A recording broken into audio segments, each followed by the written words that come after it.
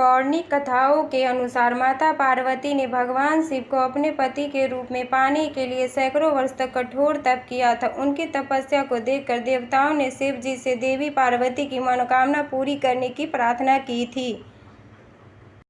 इसके बाद भोलेनाथ ने सप्तऋषि को पार्वती जी की परीक्षा लेने के लिए भेजा। इस परीक्षा के दौरान सप्तऋषि ने शिव जी के ढेरों अवगुणों को बताते हुए माता पार्वती से शिव जी से विवाह न करने का कहा, लेकिन पार्वती जी ने अपने निर्णय से टस से मस नहीं हुई। इस पर खुद भोलेनाथ ने माता पार्वती की परीक्षा लेने का निर्णय लिया। माता पार्वती के तप से प्रसन्न होकर शंकर जी ने उनके सामने प्रकट हुए और उन्हें वरदान देकर अंतर्ध्यान हो गए। कुछ क्षणों बाद ही एक मगरमच्छ ने एक लड़के को पकड़ लिया और लड़का मदद के लिए पुकारने लगा। बच्चे की आवाज़ सुनकर पार्वती जी ने नदी के किनारे पहुंची और उनका मन द्रवित हो गया।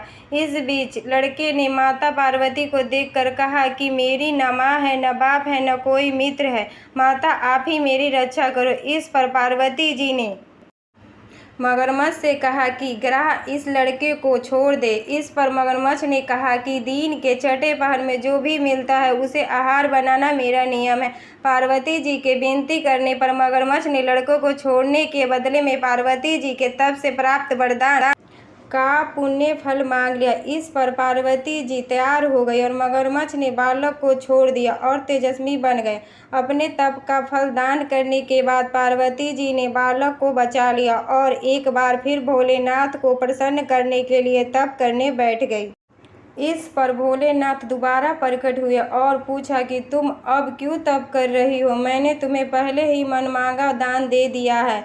इस पर पार्वती जी ने अपने तप का फल दान करने की बात कही। इस पर शिवजी प्रसन्न होकर बोले, मगरमच्छ और लड़के दोनों के स्वरूप में मैं ही था। मैंने तुम्हारी परीक्षा ले रहा था कि तुम्हारे चित्र प्राणी मात्रा में अपने सुख दुख का अनुभव करता है या नहीं। तुम्हारी परीक्षा लेने के लिए ही मैंने यह लीला रचाई थी। अनेकों रूप में मैं दिखने वाला मैं ही एक सत्य हूँ, अनेक शरीर में नजर आने वाला मैं निर्विकार हूँ। इस तरह पार्वती जी शिव जी की परीक्षा में उत्तीर्ण हुई और उनकी अर्धांगिनी बन गई। जय भोलेनाथ।